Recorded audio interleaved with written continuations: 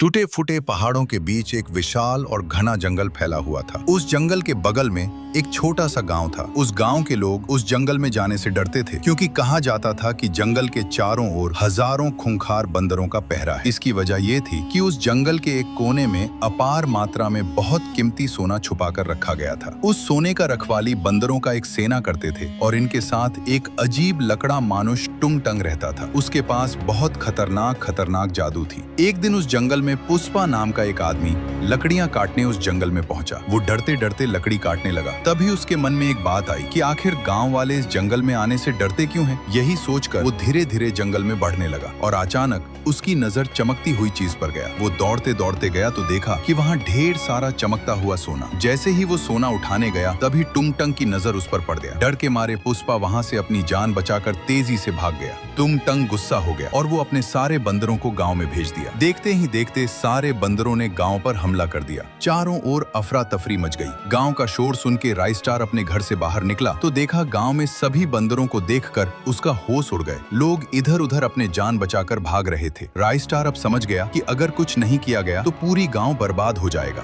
उसने हिम्मत जुटाई और जंगल की ओर चल पड़ा। जंगल के अंदर घुसकर ढेर सारा सोना चुराकर वहां से भाग निकला। कुछ देर बाद जब टुंग टंग आया तो देखा कि सारा सोना गायब हो गया। उसने तुरंत अपनी जादू से सच्चाई देखा और जान गया कि यह काम राइस्टार ने किया है। गुस्से में आकर वो अपने बंदरों को राइस्टार के पीछे लगा दिया। बंदरों ने राइस्टार का पीछा करते करते बहुत दूर चले गए। राइस्टार एक ऊंचा पहाड़ पर गया और सारा सोना वही गिरा दिया और राइस्टार भाग गया। सोने का खुशबू सूंघते सूंघते सोने तक पहुंच गए और सोना लेकर अपने जंगल में चला जाता है।